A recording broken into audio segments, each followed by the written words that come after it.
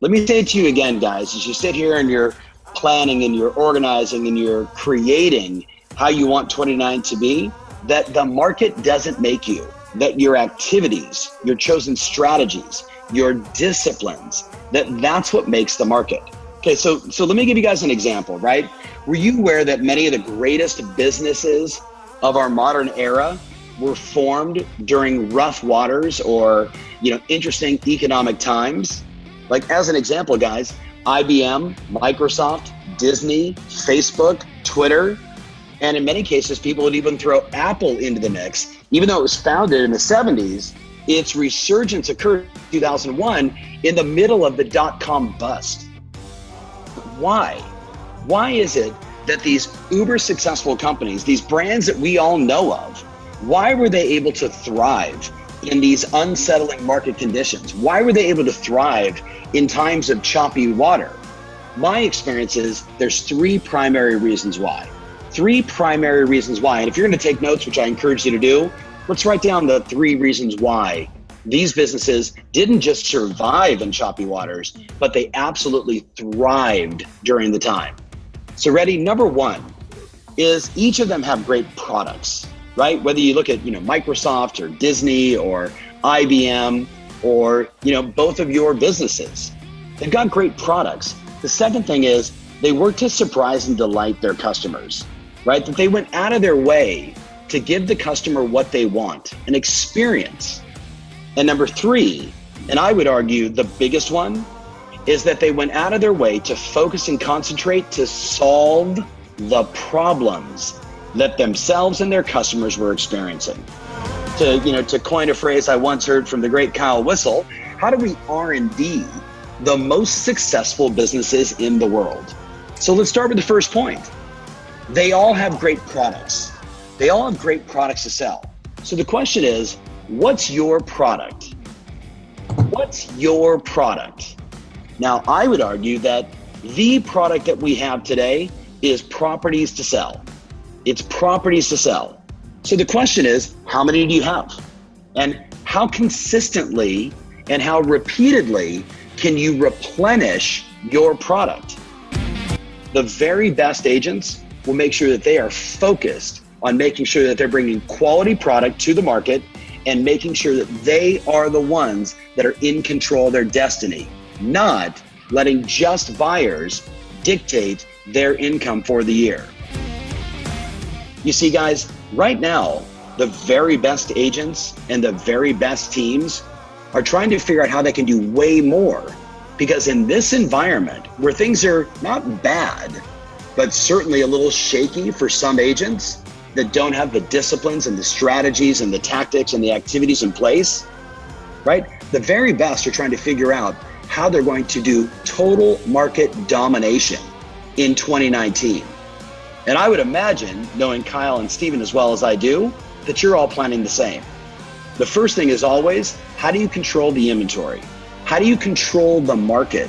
By being the most dominant listing teams in your respective markets. So that's number one. Number two, when you look at what causes these extraordinary businesses to thrive regardless of market conditions, is that they were able to surprise and delight their clients in a consistent and repeatable way. When you begin to break down both what the consumer wants and what the very best agents are phenomenal at, it comes down to two things. Now, when we talk surprise and delight, there's a lot of different ways that you can peel back the layers of that onion.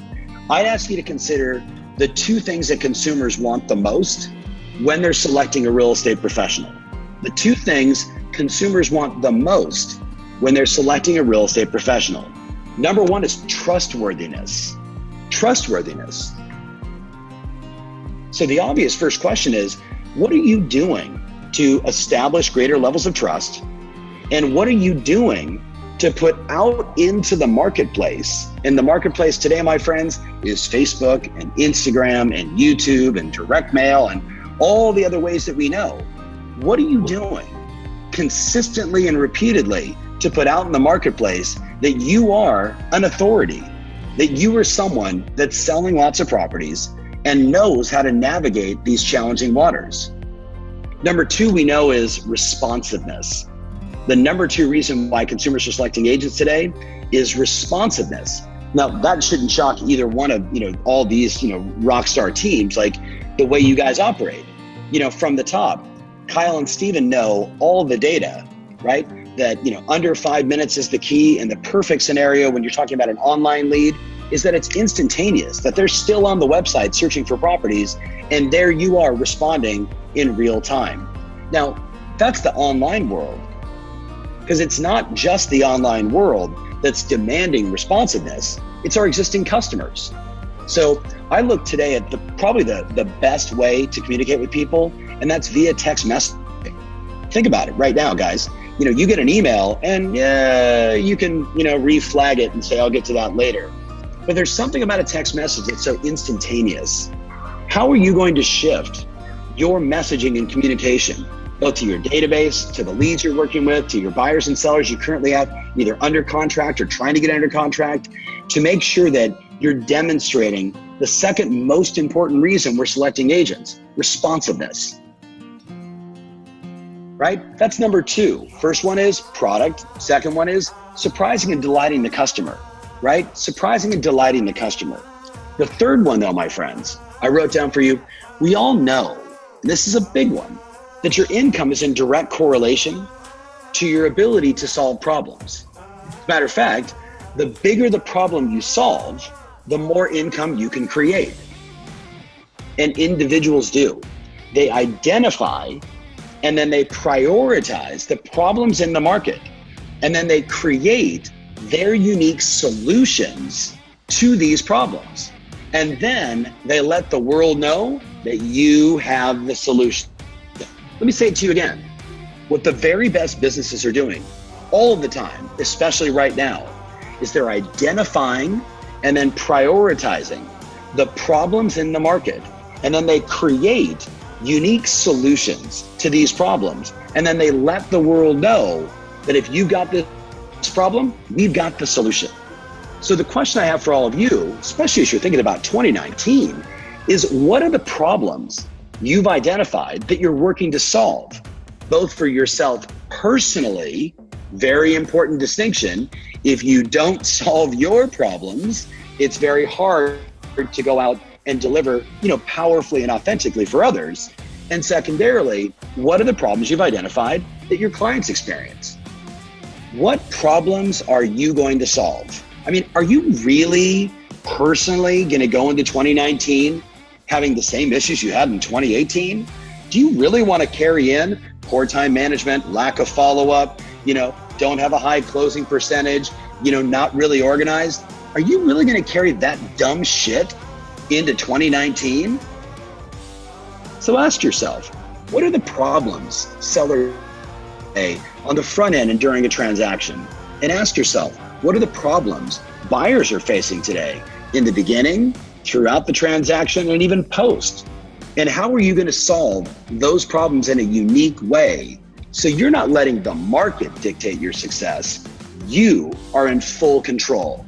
And I think when the guys sent me the theme, the gift is the shift, or the shift is the gift, I would say to you, I think that's a big part of what they meant. That we can't go into 2019 doing more of the same and expect to get a far better result. Matter of fact, in a few recent conversations with some of the most influential people in real estate, I was asking them what were their predictions for 2019. And the vast majority of them said, the rich will get richer because they've got great skills, they've got a great marketing plan, they run a great business. And the vast majority of agents get gobbled up by the negative narrative of other agents that are unwilling to do the work. I hope you guys heard what I just said.